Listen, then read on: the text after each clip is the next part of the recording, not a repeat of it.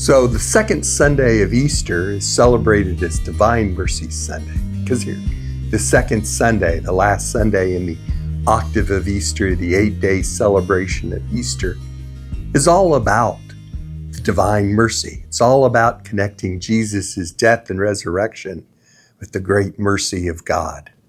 So all of our readings this week talk about and point to God's mercy. Now, our first reading comes from the Acts of the Apostles. Always during the Easter season, the first reading comes from Acts of the Apostles rather than from the Old Testament. And here in this week's passage, we see the apostles, namely Peter, continuing on the healing ministry of Jesus. This ministry comes into the church. You know, the concept of a hospital was created by the Catholic Church. Those who were sick were brought to their local church for care. Our second reading comes from the book of Revelation. This year, all throughout the Easter season, we'll be reading from the book of Revelation. The book of Revelation details John's vision depicting the ultimate victory of God and the Lamb over evil, offering hope and encouragement to persecuted Christians and promising a new creation. The passage we read this Sunday is John's opening vision.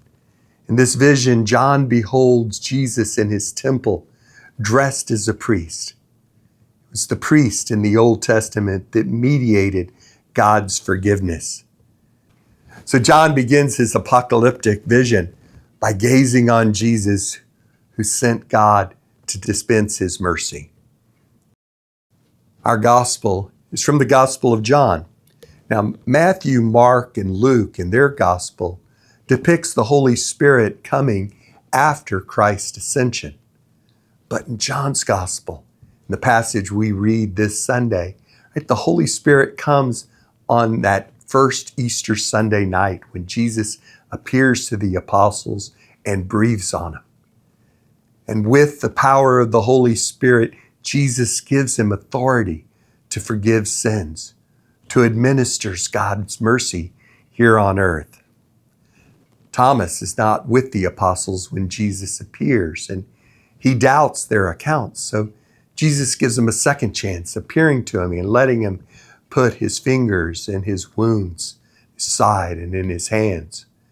And then Thomas makes the official declaration, "My Lord and my God." You know, it is when we're finally there and encounter Jesus that we can make that proclamation in our life. Jesus says that, yes, favor those who have not seen and still believe.